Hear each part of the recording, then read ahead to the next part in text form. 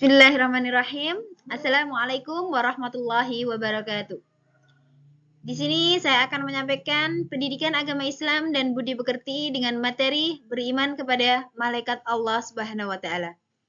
Kita tahu bahwa iman itu sendiri artinya adalah percaya. Jadi di sini kita akan meyakini bahwa kita mempercayai bahwa malaikat Allah itu memang benar-benar ada. Sebelum kita masuk pada materi, terlebih dahulu saya akan sampaikan tujuan pembelajaran dari materi yang akan kita bahas. Tujuan pertama yaitu memahami makna beriman kepada malaikat Allah. Kemudian yang kedua adalah peserta didik mampu menyebutkan nama-nama dan tugas malaikat Allah. Yang ketiga, peserta didik mampu menerima keberadaan malaikat. Yang terakhir adalah peserta didik mampu menunjukkan sikap patuh sebagai implementasi dari makna iman kepada malaikat Allah. Untuk selanjutnya yaitu makna beriman kepada malaikat Allah Subhanahu wa taala.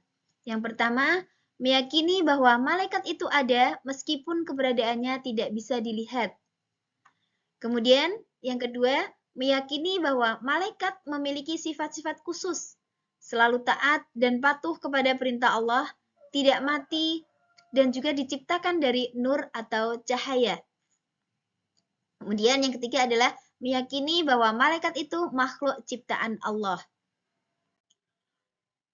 Kemudian nama malaikat, yaitu malaikat sebenarnya banyak sekali, tapi yang kita imani, yang kita sebutkan dalam Al-Quran yaitu ada 10 malaikat dan tugasnya.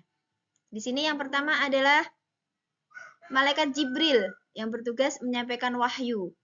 Kemudian yang kedua adalah Mikail bertugas sebagai pembagi rizki. Yang ketiga Israfil bertugas peniup sangkakala. Kemudian malaikat Israel bertugas pencabut nyawa. Kemudian malaikat Munkar dan Nakir bertugas sebagai penjaga kubur. Malaikat Rakib dan Atid mencatat amal baik dan buruk. Kemudian malaikat Malik bertugas penjaga neraka. Kemudian yang terakhir adalah malaikat Ridwan yang bertugas menjaga surga. Kemudian cara menerima keberadaan malaikat Allah Subhanahu wa taala yang pertama adalah keyakinan yang pasti bahwa setiap saat kita takut dan ingat kepada Allah Subhanahu wa taala karena ada malaikat yang mencatat perbuatan kita dan Allah Subhanahu wa taala akan memberi balasannya. Kemudian yang kedua, meningkatkan keimanan dan ketakwaan kepada Allah Subhanahu wa taala. Kemudian selanjutnya, melatih bertanggung jawab, berdisiplin dan jujur. Kemudian yang terakhir banyak mengingat kematian.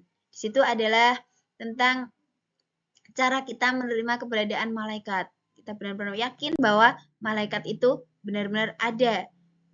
Dan kita harus meyakini, mengimani dari keberadaan malaikat. Mungkin itu saja yang dapat saya sampaikan. Mudah-mudahan apa yang saya sampaikan bisa bermanfaat. Kurang lebihnya mohon maaf. Wassalamualaikum warahmatullahi wabarakatuh.